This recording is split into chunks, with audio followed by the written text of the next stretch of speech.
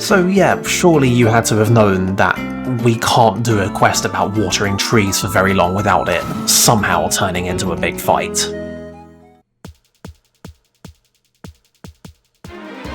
This is a tiny bit of a gimmick, but it's not really a very interesting one. We just have to defend the tree. The animals can't directly hit the tree, they have to do a special attack on it, and we just have to murder them before they do that, or interrupt them out of it. I think you can run this out. I see that you have found a certain vegetable to equip. Oh yeah, we actually did that right after we found it in the last video. It's just I never really bothered showing it. But then we looked at 2 minutes of combat running at 4 times speed, and it turns out that just makes the effect a lot more visible. But yeah, the order of the day today is side quest cleanup. We're doing the second quest from all the factions. And it turns out that 2 of them are pretty much right next to each other on this screen. We saw the last guy standing on a rock, and literally on the way over to get to him, we find Mr. Nonsworth's last contact, who lost the food. I appreciate that this lady apparently got mugged by a cow. I mean, it's a pretty tough cow. Like, we fought these things. They're no joke. Like, see? We're egregiously overleveled, and that still hurts. I mean, I'm just saying that I like the mental image of this lady getting mugged by a cow.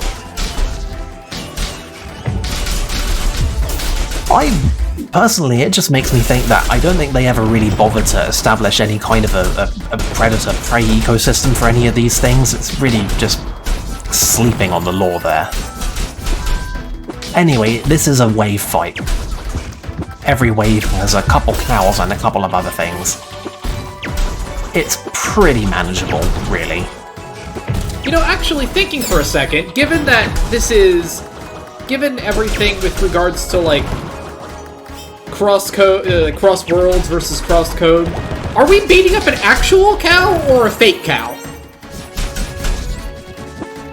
I mean, it's pretty well established that most of what we fight is instant matter constructions.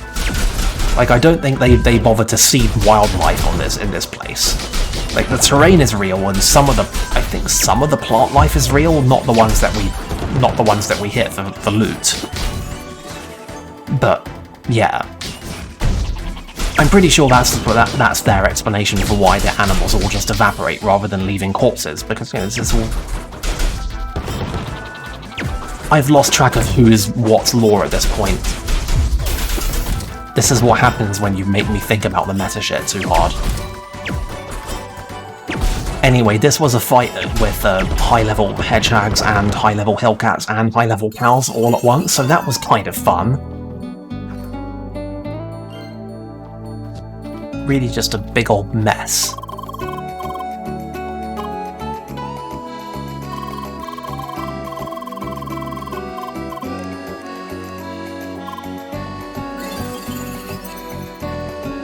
Good times. Nonsworth really getting his money's worth there. And yeah, right next to that is this.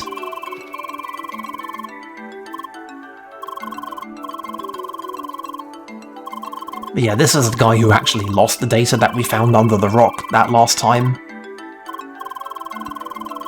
And shockingly enough, we need to kill some more hillcats for him. And yeah, this is the cave that I went over to in the other video and then didn't go in. Unlike the blue hedgehog, this boss is completely locked to this quest. You can't fight it early. You can just go in there and there's just nothing. I don't understand the distinction. It is, to be fair, a lot more manageable than the blue hedgehog, though, so... Oh yeah, I mean, this isn't really any kind of a thing, but that just makes me wonder why isn't it the other way around? Also, the blue hedgehog is, like, a lot closer to the entrance, so, like, I don't even know. But yeah, This is a Hellcat boss. It's a Hellcat. It does the exact same things as all the other Hellcats, except it's a little bit dodgier, can dodge a couple more times in a row, likes to throw lots of stuff at you at once, and oh right, it can summon other Hellcats.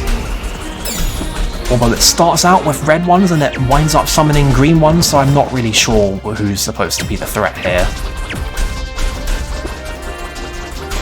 But yeah, there's the spread shot.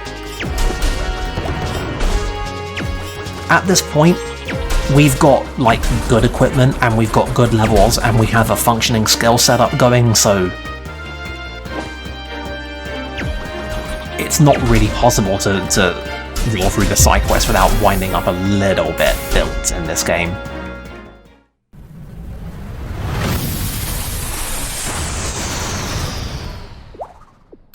Which is not to say the game's not going to have ways of addressing that imbalance a tiny bit, but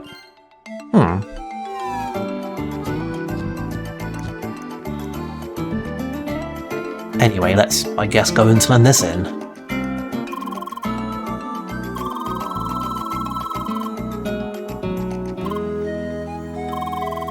Leia is very proud of herself when she does basic things like kill Hellcats. I mean, I was gonna say when she does literally anything, but, you know, you're also correct.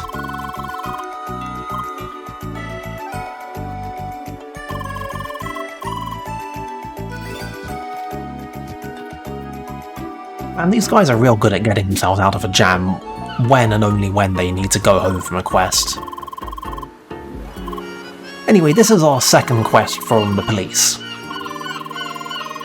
Like with the first one, we're chasing down a suspicious guy in town.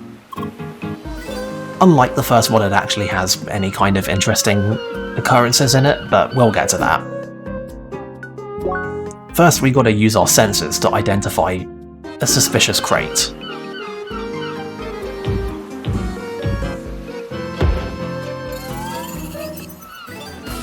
Anyway, surprise, it's the turrets from Rhombus Dungeon.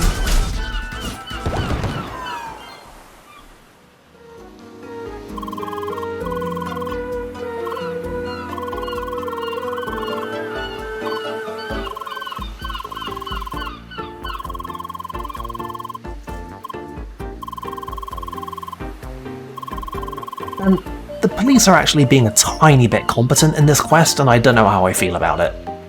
Feels pretty out of character for a JRPG. I mean... Anyway, this guy has appeared here.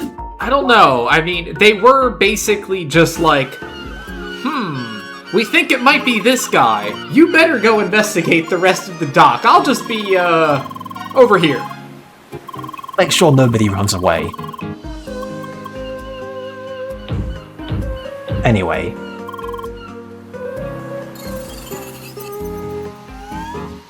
So yeah, while we dispose of 3 identical turrets that we've already seen before, I would like to share with everyone that I think there's a distressingly non-zero probability that the character of Sober Frank is actually a reference to notable HBO crime drama The Wire. In particular, I suspect that he is a deliberate reference to the character of Frank Zabotka, who was a corrupt dock worker who was involved in smuggling. Why would they do this?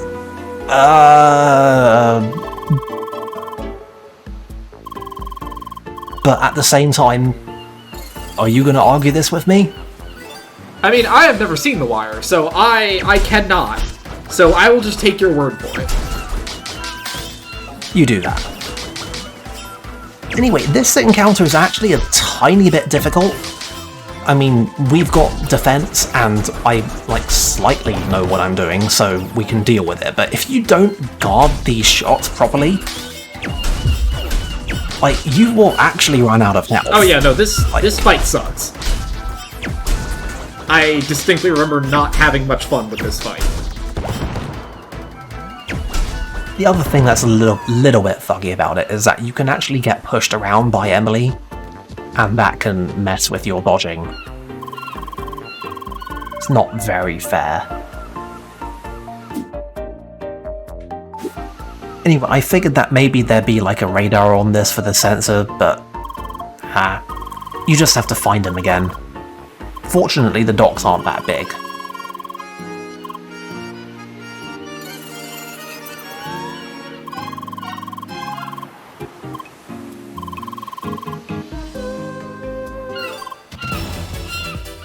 I mean, he talks big for a guy who's literally backed into a corner, and who's given us a fight in which we've got, like, tons of cover. I like the part where he makes you fight something, or he makes you fight less than the thing you just fought. I mean, he then makes you fight more, but just the shape of this and the fact that those shots can't go through the walls makes it, like, enormously easier than the one where you're fighting 3 in an open area where you can't move. I feel like those maybe ought to have been reversed.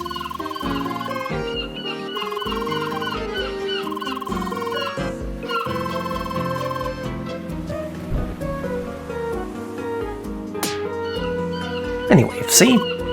Police competence. I guess it's notable that Cedric is also the name of a prominent police character in The Wire. See, I do have backing for this. Still absolutely no idea why they would, but I can't stop thinking about it.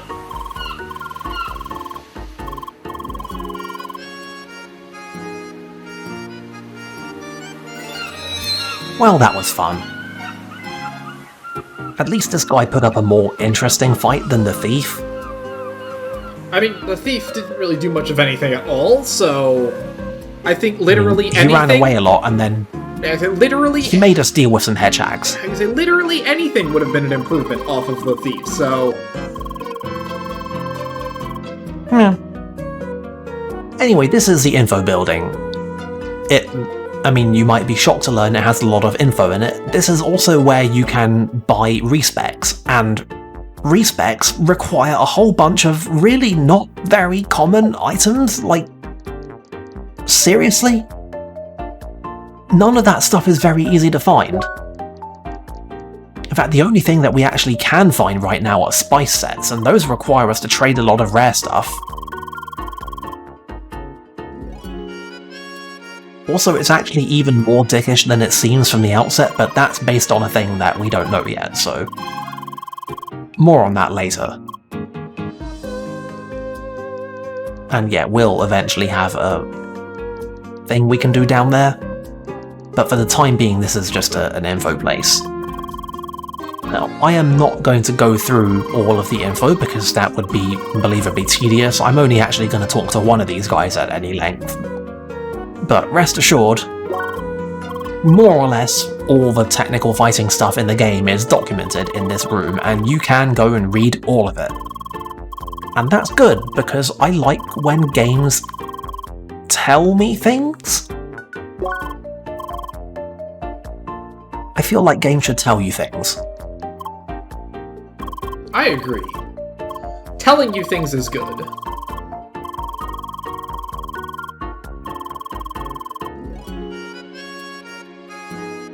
So some of the stuff in here is just obvious, and if it's not obvious, it'll be stuff that we'll be going over, like, naturally in the course of combat anyway. Miss Lee is actually worth talking to, so we're going to talk to her a bit. We're going to learn some tech.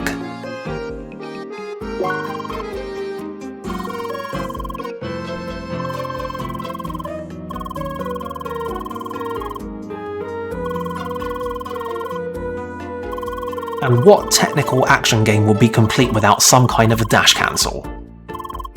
Like, I feel like it's actually the law. Like, CrossCode isn't a pure technical game, you can overwhelm a lot of it with numbers, but I deeply appreciate the fact that you can play it either, like, full numbers or full technique.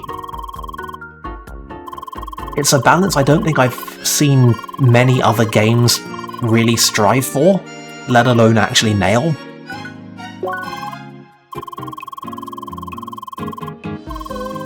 And if I have, I can't remember any of them offhand.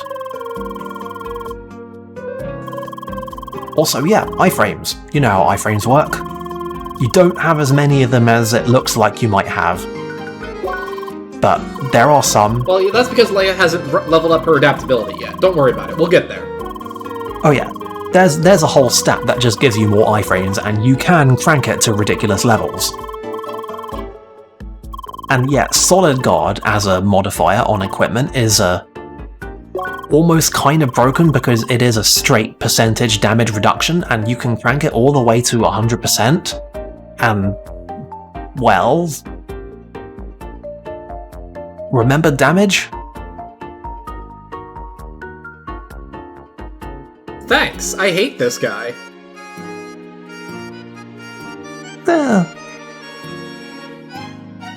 Side story adaptation material is worth celebrating.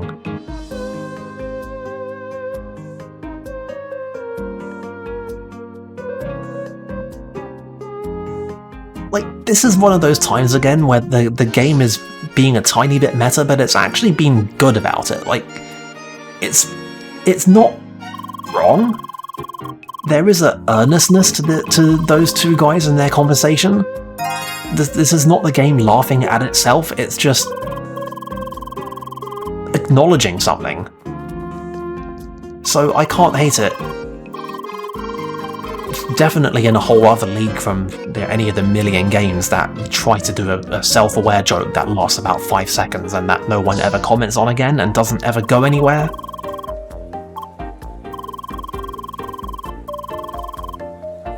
I think it's an improvement.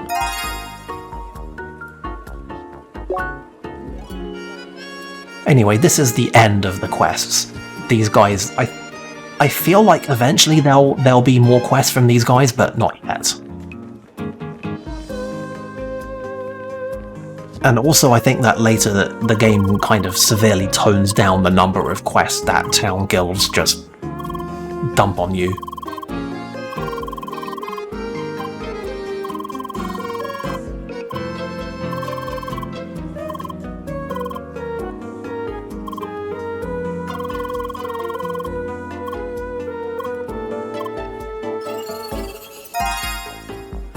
Yeah, it turns out that what he has to give us is 1,000 credits, which is less than we got paid by a tester to do some jumping.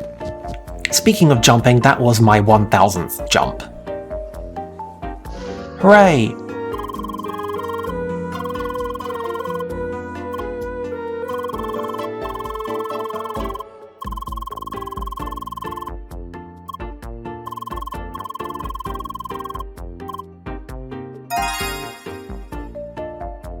Well, I'm sure that's an intriguing plot arc. Anyway, we are now a tiny bit over-leveled. More importantly, I actually have some idea, like I said, of what I'm doing with equipment, so we've got a setup going now. Yeah, the equipment is a bigger deal than the numbers. Oh, yeah, absolutely. The level is really just a marker of how many quests that you've done. Like, you can't really power level in this game. The EXP from Hedgehogs quickly starts leveling off. Hell, the EXP from quests quickly levels off, so the game is pretty, like, you can't really outpace it. So yeah, it is much more about properly managing your build. But yeah, look how quickly we can tear through these guys now. And I got a trophy for spending a whole bunch of time doing S-rank combat, which I must stress does not give a whole bunch of extra EXP at this point, doesn't give any extra EXP. I just, like, needed materials. Here's our build. It's pretty decent. Notably, I still do not have this base HP regen yet, despite how much I want it, because I kept on finding other, more utilitarian things in this tree that I wanted. Like Pin Body and Guard Sphere. Someday we'll get HP regen. Anyway, our statistical preparedness has not gone unnoticed. Rest assured that being over-leveled doesn't actually make this much easier.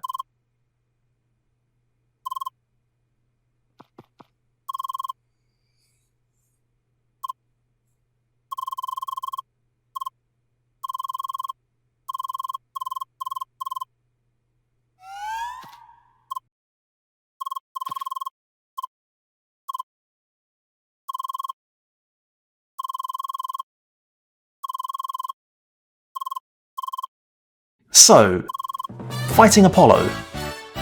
He's a Theromancer, he's like us, he does the same things we do. He has a combo, he has a couple of techniques, and he can shoot us.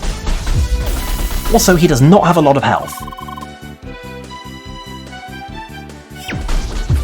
It will quickly start becoming a real bad idea to just spam bullets at him because he's pretty good at dodging and he's also pretty good at punishing. Although you can keep a charge shot bouncing around and that usually does pretty well, honestly. Yeah, I actually like this. I think this is a cute little fight. Yeah, see now he's chaining techs together, but after he finishes his techs he becomes very vulnerable and is like, I'm gonna stand here, please take a lot of damage, and just then he killed himself because he hit my shield with a fully charged tech, and the pin body just came out of it and just took him out. Anyway, this is him at his most dangerous, but he doesn't understand how to play this game yet, so we can pretty well embarrass him here. Anyway, this is a little B-roll footage. I was trying to show off how effective pin body is, but what I accidentally kept on doing was just continuously perfect parrying him. Like, he gets stunned for a while if you perfect parry him, but here's how effective pin body is. I am not attacking at all. It just eats him. That feeling when you've played yourself.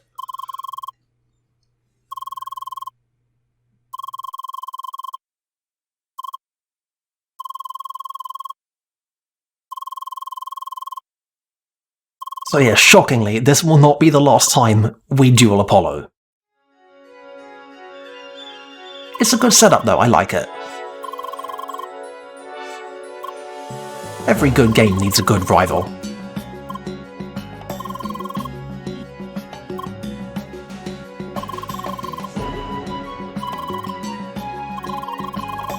Yeah, we've been playing for like... I forget what the time on the save file is at this point, but I think it's like... It's been a decent day of a session here. Also, Sergey with the clutch.